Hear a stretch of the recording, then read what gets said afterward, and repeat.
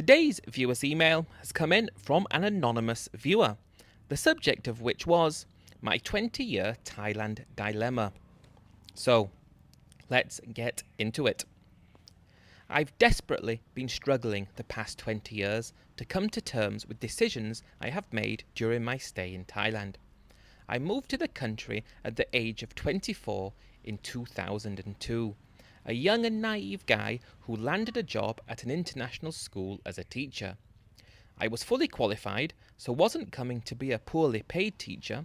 The salary at the time was 50,000 baht a month, and I was very happy with that, as you'd expect.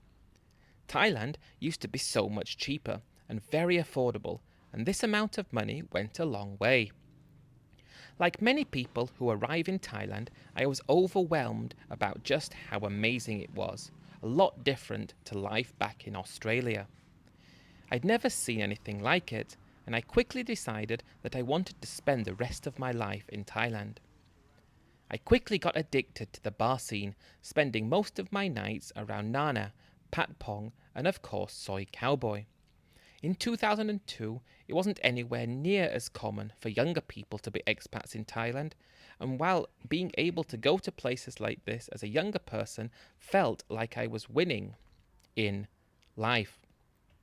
I had great times in the bars with the girls and living life to the absolute max. 50,000 baht per month back in early 2000 was more than enough money to enjoy everything that Bangkok had to offer. The first few years of my stay went by without incident. I rented a small condo around the Ratchada area of the city, as this was close to the school where I was working, and I was able to walk 15 minutes to school every day. My condo was something crazy, like 6,000 baht per month, hardly anything.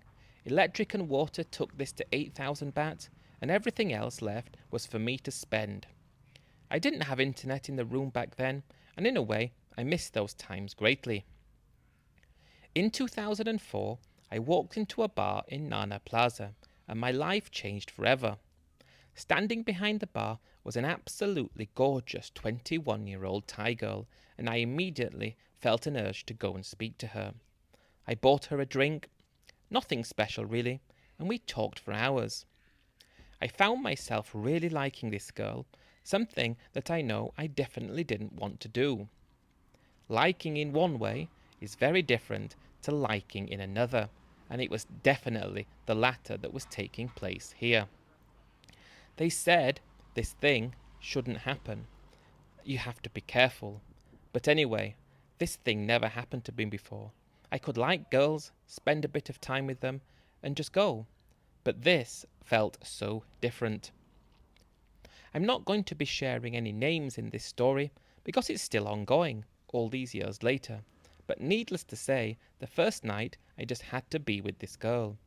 We had a great night, going out for something to eat. Again, I never took girls out for something to eat, and a great night was had. At work the next day, I was thinking about her. I never thought about anyone like this, and I was trying to desperately not think about her and not to go back to see her again. I got a taxi from my condo that evening to Lower Sukhumvit and went for a nice Indian meal just off Soi 8. A cheap Indian meal in a great location in Bangkok. Needless to say, that restaurant has gone, but I was having a few beers at the time and was eating this meal, trying to reason with myself not to go back and see her again in the bar. I could go anywhere else. I could do anything else. I didn't need to go and see her. Of course, I went to see her, and we had another great night. An amazing night, and I was starting to really like this girl, something I'd never done before with any other girl, and I'd been around Bangkok now for a few years. I went back the next night as well, and this time got her phone number. This was before all the social media applications that we have today, just good old-fashioned phoning and texting. I texted her the next day, and she texted me back, and we got chatting, and I went back to see her again. This continued for a few weeks. I was really falling in love with her, and I genuinely feel like she was falling in love with me as well. The things she did and the way she acted were so different to any of the other girls I spent time with. You can just tell these things, at least that's what I told myself, and to this day even tell myself the same thing. I'd never seen girls do things like she did, in a good way, no red flags or anything along those lines. It was just a fact that she worked in a bar. I desperately didn't want to get involved deeply with a bar girl because of all the stories I'd heard and everything that everyone said about was simply to avoid. I had it pre-programmed in my head for years. The bar girls were not to be trusted. We're not great people and we're just after money. But I kept going back day after day. After about 3 weeks, I took her back to my condo, something I'd never done before with anyone, and we were going along so fantastically. By this time, I'd learned a lot about her. She'd been working in the bar for 6 months, which made sense because she was only 21. She was from Buriram and came to work in Bangkok because a friend was working there and just said it's a great way to meet people and to have a good time and earn some money. The way we consider and react to the term bar girl seems to be so different to what she thought the meaning was. She didn't consider herself to be anything other than someone working in a bar. When she met someone she liked, if she wanted to, and only if she wanted to, she might spend some time with them. And the thing is, she never really asked for money from me. I never gave her any money. It wasn't about money. It was about that we were getting along well and thinking we could build a relationship. I never gave her money at all, and I just considered it one of those things. My pre-programmed mind, though, was screaming at me to break it off before things got too serious. You're not meant to get involved with a bar girl, I kept saying to myself time and time again. Please don't do this, you will regret it. But I couldn't stop myself.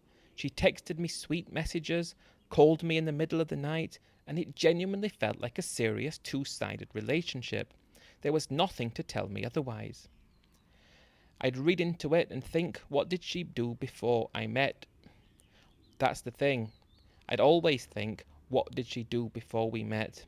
But one thing that she said to me was, if I never worked there, we'd have never met, so I don't see the problem. How could I have argued with such a statement? It was true after all, but I wished day after day that I met her somewhere else. Feelings were too strong, and within 2 months she was living permanently in my condo. I never gave her any money. I paid for everything, and she never went out after or without me when I wasn't there, and she just stayed with me in the condo. She never wanted to go and see friends, never wanted to do anything. She was with me all the time. When I wasn't working, she was in the condo. And yes, I believe that she remained in the condo when I was working. We'd go out together, and while she was a big drinker after working in the bar, she quickly gave this up. In a way, I was upset because I had a great time going for quite a few drinks with her, and I wanted her to do it more. But she said she didn't really like it, and she was just happy to stay with me and wanted to remain with me. We spent a year together, living like this, until I gave up teaching and decided to do my own thing. I wanted to make some decent money. It was around this time that she fell pregnant with our first child, and we went up to Buriram to get married. I was dreading meeting her family. I was told by everyone that they were going to demand money from me. They were going to demand all kinds of things, and they would never respect anything about me. The thing was, when I got there, they never expected anything from me. They were just happy that their daughter had found someone that loved her and made her happy. They were also excited about the arrival of their grandchild, all the preconceived notions that I had, while still in my mind, and I was looking everywhere to find a way to understand why things weren't happening to me like people said they would. I was going into the whole thing with the understanding that I was going to be taken advantage of.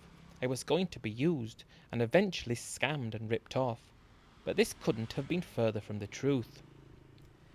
After we got married in Buriram, we went on a honeymoon together to India, a country I had always wanted to visit. She'd never left Thailand before and was so happy to be experiencing new things with me.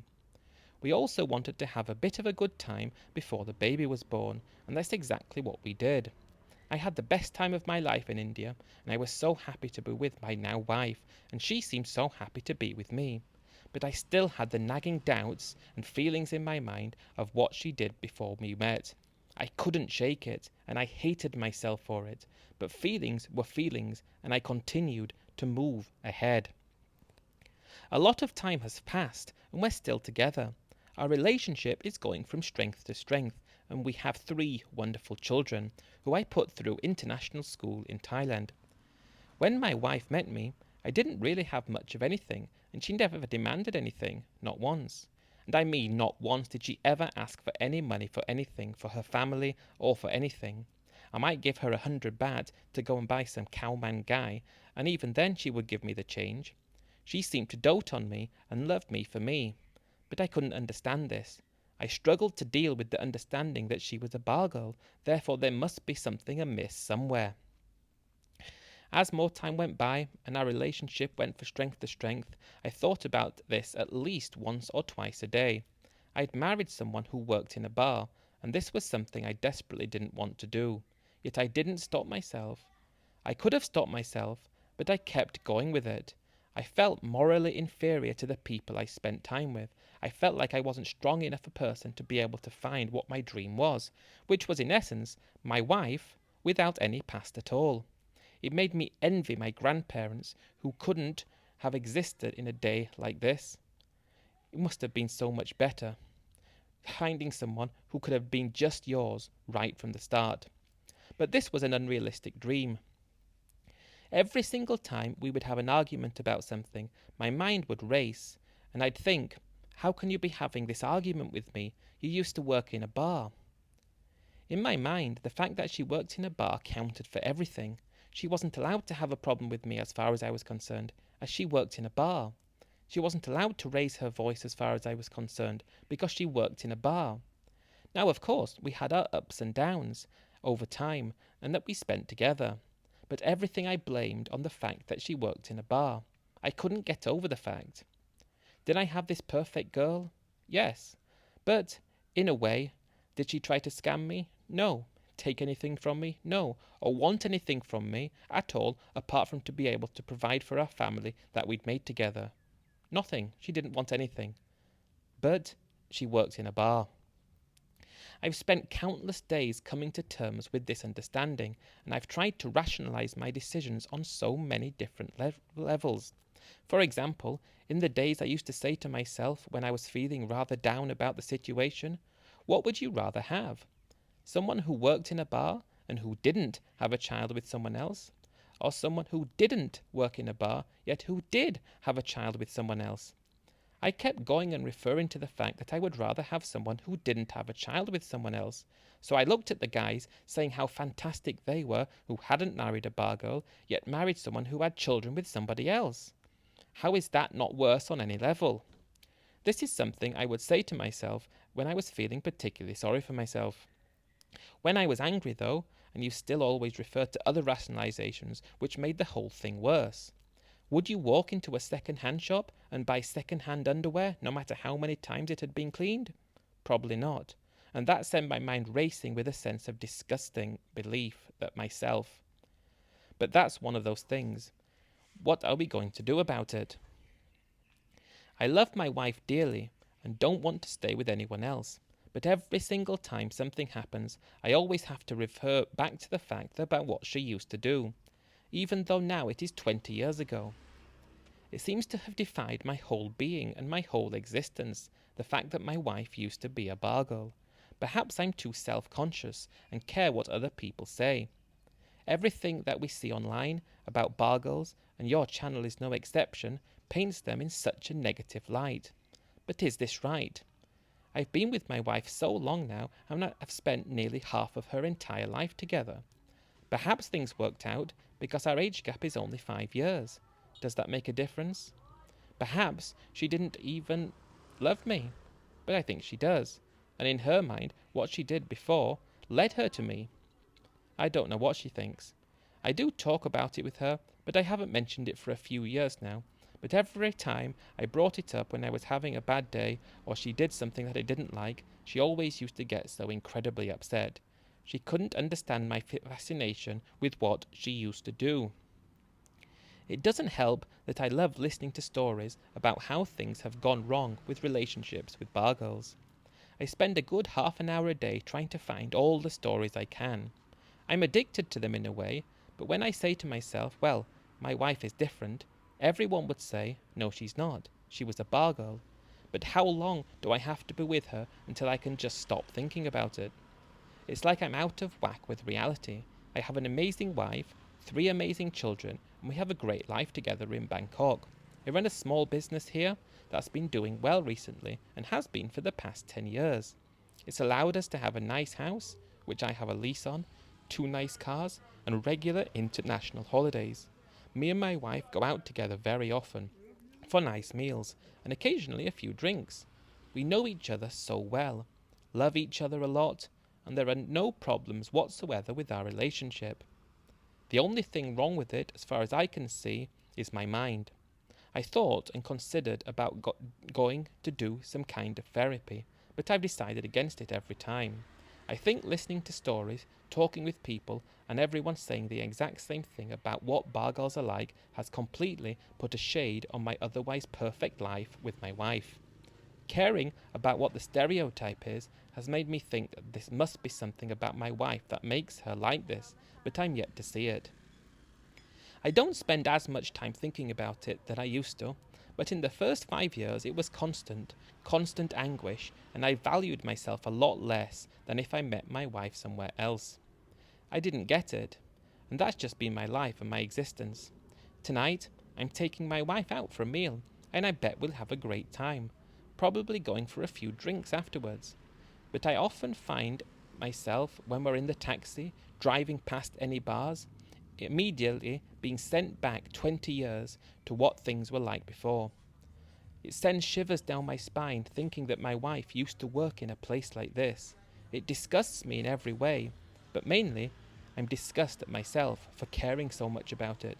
This has been my existence for 20 years. It hasn't stopped me from living a great life. It hasn't prevented me from doing things I want to do, raising a great family, and loving the most amazing lady in the world. It has just filled me with an enormous amount of self-doubt that I still feel to this day. I'm lucky that I don't ponder on realizations like I used to do. I don't think, well, what is better, A or B? I've come to terms with my life, and I'm fine with it.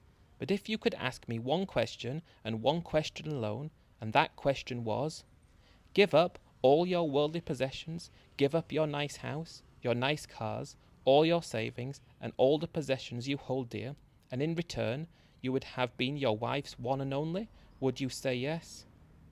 You're damn right I would say yes. Yes in a heartbeat, but that's not possible, and I suppose I'm fine with it. But I give up everything immediately, absolutely, and unconditionally for that one thing. At least I can have this in my dreams, but it's something that I know is not actually going to happen. So I would say to anyone getting involved with anyone else, don't care too much about what they did before. Yes, care about it, but don't let it ruin your life, because you'll be like me, happy in many senses, but feeling like I don't have that one thing that mattered more to me than anything else in the whole world. I can't have that. I can't have that, and I wanted it so badly. So, what's most important to you? Work that out, and you'll be 95% of the way there. Good luck on your journeys. I'll be watching this video and coming back to check the comments from time to time, and I can't wait to see how I'm taken by your audience. No doubt some of them will judge me, and so be it. I've judged myself for so long already. There is nothing anyone can say to me that I haven't already said to myself at least 1,000,000 times. But it will be interesting to see nonetheless. All the best. From an anonymous viewer living in Bangkok for over 20 years.